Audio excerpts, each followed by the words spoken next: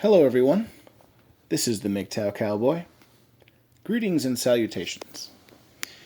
This evening, I have a couple of stories for you that I'm going to wrap into one big story.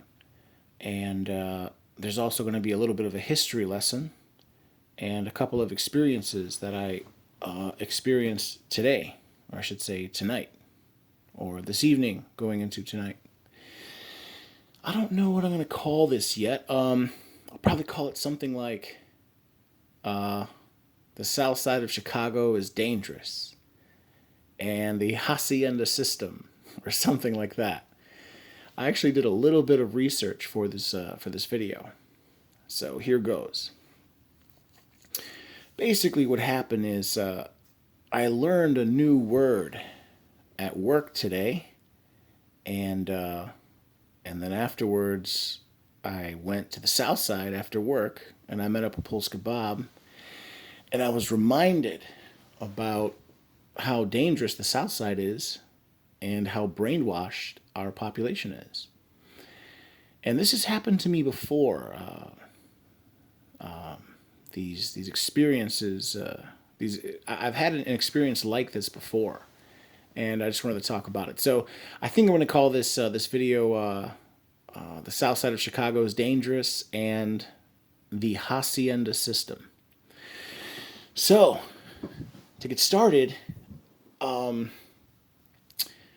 this is what happened. I went to work today, and I'm back at work in the city for now. It's just temporary, but this trucking over the road trucking gig did not work out. It was good while it lasted. The money was definitely good. I'm sure I'll get back into it, and probably this coming spring, which is just in, I don't know, 6, 7 weeks. We only got what, 5, 6 weeks of this really cold weather left. Thank goodness. See, what happened was I was doing expedited work, and they didn't tell me this, but they essentially wanted me to go into the red. They wanted me to violate my it's called HOS, or hours of service, and I wouldn't do it. And after like the third time of refusing to do it, they're just like, yeah, yeah, we don't need you. You're fired. So, but that's okay. That's okay. I refuse to see. See, in trucking, for over the road trucking, there's like, it's called it's called an ELD, an electronic logging device, and you have four clocks that you're managing: an 8 hour, an 11 hour, a 14 hour, and a 70 hour. Or I think it's like 60 hour for a 7 day rolling work week and a 70 hour for an 8 day rolling work week, and blah blah blah. Anyway, so there were multiple instances where I was out of time for either or, sometimes both, my 11 hour and 14 hour. And when that time occurs, you have to break down the truck. You have to pull over the truck and park for 10 hours. It's called a 10 hour reset. Anyway, I would do that, and then they would pressure me to keep going. And then when I refused to do that, they would basically give me shit and say like, hey, come on, it's 2 hours away and blah blah blah. And I would say, oh no, I can't do that. That's illegal. And if I get pulled over at a way station, and they conduct like an inspection, I can get in trouble. I can get a ticket and get points on my DAC report and on my license. They don't care. They don't care. They were just seeing what they can get away with. I refused to do it. So it didn't work out, but that's okay. That's okay, because I'm convinced now what I'm going to do. I'm just gonna join up with the mega carrier. So, and that's coming, I don't know, 6 weeks, 8 weeks, whatever. I'll decide. Okay. Anyway, so I'm back working at this very ritzy, not ritzy, very uppity restaurant in Glenview, Illinois. Glenview, Illinois is like a northern suburb. It's like not a first ring. It's way up north. It's like a second ring suburb, on Chicago's north side, or north of the city. And in the kitchen, there's basically nothing but Mexican immigrants, and I speak a lot of Spanish, and so I get to talking with them. Anywho, I've befriended some of them, and today I decided to wear my cowboy hat at work. And it always gets a lot of looks, and people, they always have something to say about it. Anyway, one of the gentlemen, Roberto, he was talking to me, and he was using this word I've never heard of before. And I said, you know what, Roberto, as a fan of continuing education, you should teach me one new Spanish word every day. And and he was like, yeah, yeah, okay. And he said that the word of the day is what is it? Ascendero. Ascendero. It comes from the word hacienda. If you guys know what a hacienda is. And I was talking to him about it, and then I sort of realized what it means, like a rancher or like an owner of a hacienda. And didn't think much of it. Didn't think much of it, but in a way, I ended up thinking about it a lot more later on in the night, especially after I came home. So anyway, that was work. I went to work. Another good, nice busy day. Fridays are like the busiest day. And then I get a call, or not a call. I get a text from Polska Bob. Polska Bob says, "Hey Joe, are you interested in coming to the Southside? I'll buy you a beer." I say, "Yeah, yeah, man. Yeah, oh man, I'm down. Let's go have a couple beers." And Chicago's very well connected with a whole bunch of surface roads and interstates, and so I was there quick. I actually got there before he did, and then I proceeded to run over to his house, pick him up. We come back. Anyway, there were some Hispanic gentlemen there, Spanish speaking. They both spoke English, but they also both spoke Spanish. And I was talking to one of them before picking up Polska Bob. And then I go and pick up Polska Bob. I come back, and then we're all hanging out. We're at the bar, and then this one guy, one of the two Hispanic guys, he was really drunk. He actually got cut off by the bartender. He At one point I was talking to his friend, and he leans over to me, and he starts talking to me, and he starts saying, some of the stuff you're saying is offensive. And he starts accusing me of being, like, I don't know, culturally insensitive, or I think the word he kept using was offensive, and it got to the point where he was like raising his voice. And you know how, like, and there's music playing in the bar. You know how at the very end of a song, right when a song ends, there'll be a period of silence, and so you have to lower your voice. Otherwise it sounds like you're almost yelling. He was really, really drunk. He didn't lower his voice, and he's like almost shouting at me. He's like, "What you're saying is really offensive." And he was clearly drunk, and so I totally de-escalated the situation, and I turned away from him, and the whatever, it blew over. And then again, the bartender cut him off, and I guess he decided to go home, and yeah, and then I resumed talking to the one remaining Hispanic guy, and we were just talking, and then I went home. Or I said hi, bye to everyone. Said hi, bye to Polska Bob. And then I went home, and I was just thinking about it. I was thinking about what had occurred, and I recalled that. See, I've come to understand. I've come to understand something. There's like it's not the first time this kind of thing has happened. What I've noticed is when I wear my cowboy hat, and I got the whole look going. I got the whole look. I got like a big cowboy hat, like a real cowboy hat, not like a crappy, shitty cowboy hat. It's like a $70 cowboy hat. It's a 10X resistol, and I have like a plaid looking shirt, and I've got like a denim jacket. I have obviously denim jeans. I have jeans on, and I wear boots, not cowboy boots. I wear Timberlands, but it really completes the look. You got to have boots if you're going to wear a cowboy hat. You got to wear boots. Anyway, this has happened before, multiple times, where when you walk into a bar, when you walk into any sort of setting and you're wearing a cowboy hat, some people take it very well. I've had people just straight up come up to me and say, "Wow, I really like that cowboy hat." I've had people ask to try it on. What I'm trying to say is like I've gotten it's very you could say mixed reviews, but very strong reviews. Like people either really like it or they really don't.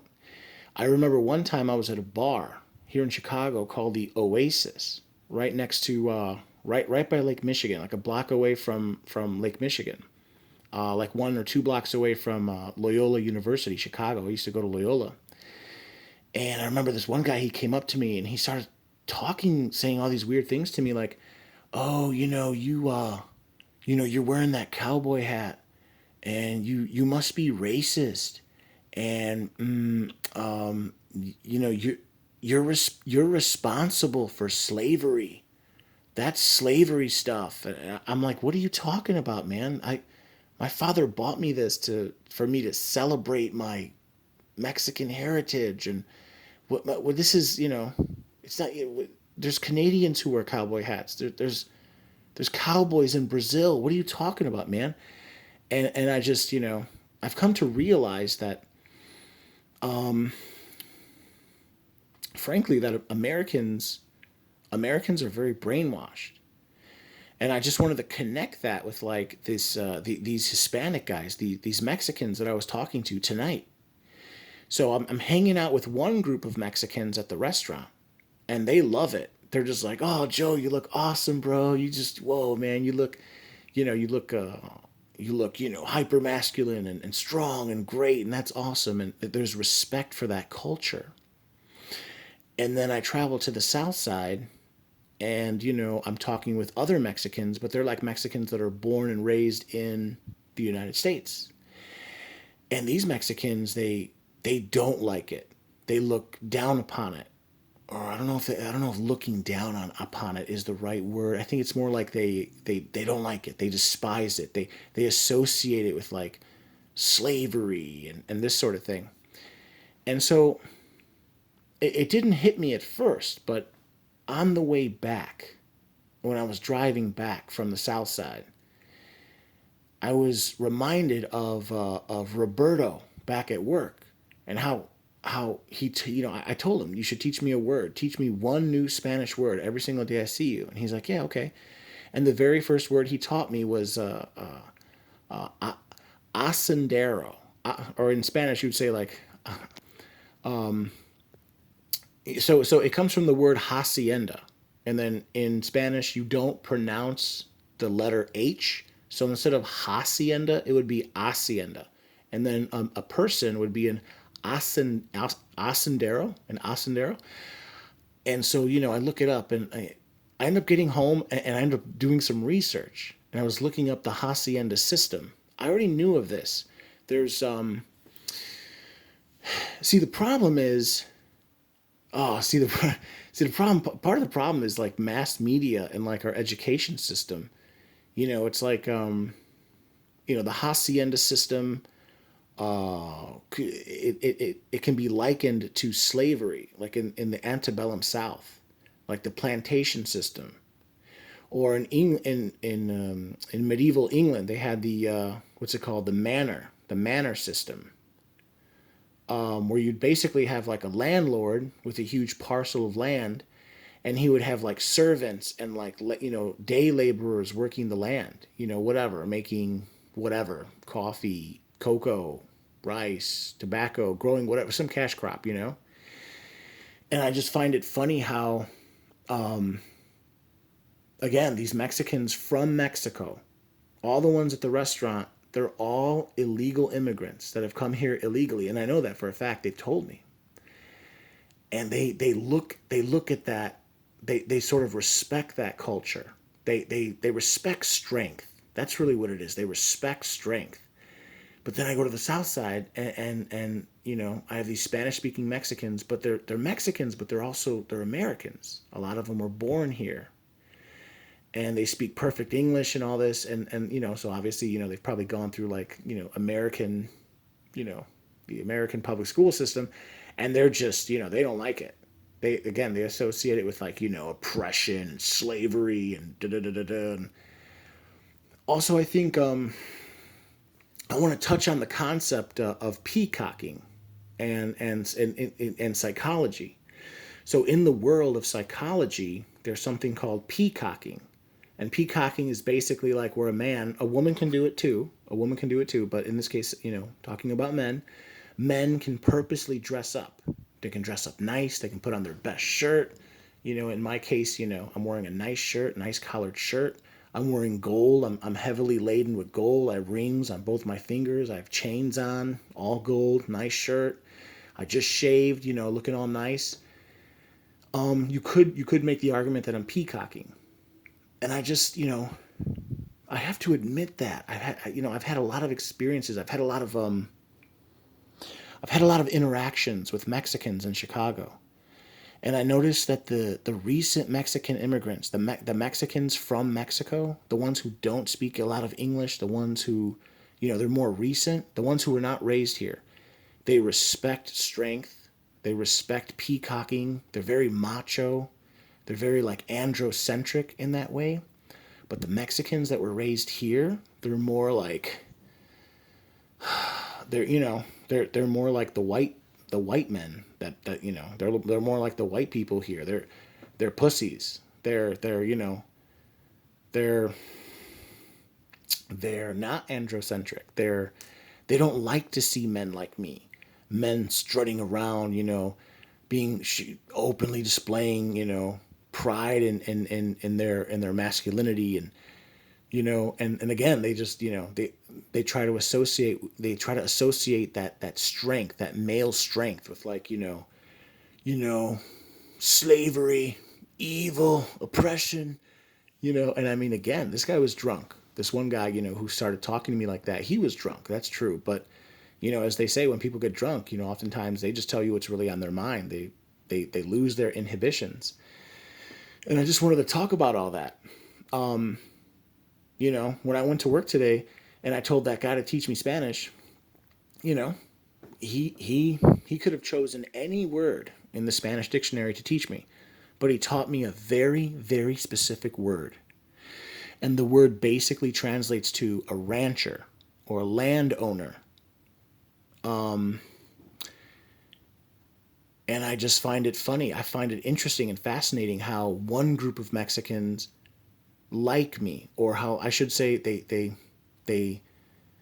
I don't know how to put it. They like it. They appreciate it. They admire. They see strength. They see it as a positive thing. But then another group, they see it as something bad.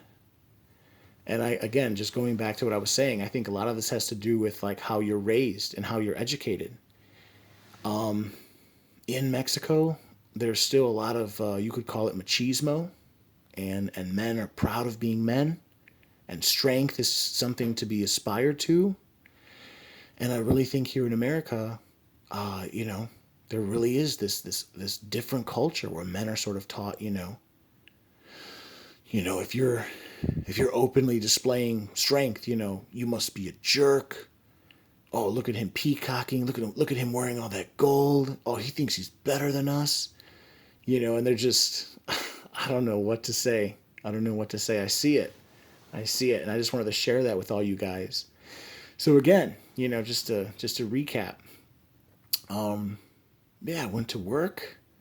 And then afterwards I went to the city and I met up with Polska Bob. We had pounded a couple, cold brews, and I was hanging out. I was speaking. I was, when the restaurant gets slow, we all hang out, in the back, and it's all men.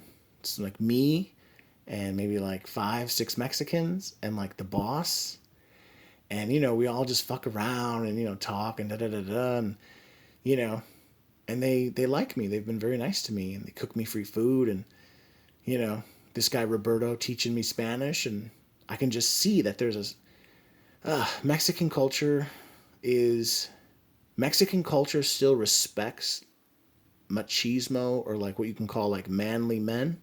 They're more androcentric, and you know, and then I drive, and then I drive, 20 miles south to the south side of Chicago. And, these pussy men, these men who've been raised in the American education system, the public school system, they see me and they're just like, oh, this guy represents, whatever, slavery and oppression, and he thinks he's better than us, and he's what a jerk. And these guys don't even know me. Especially the one guy who started raising his voice to me. I had never even met him before. So, and I guess I'll leave it at that. There is one other thing I want to mention, just a quick aside. Yeah, this is not, that's not the first time this has happened to me on the South Side especially.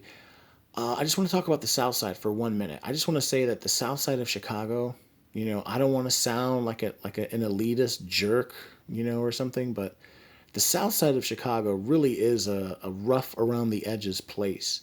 It's already happened multiple times. Just me going to that bar where like people I've never even met, all men, no women. The women are always very nice, but the men are like combative.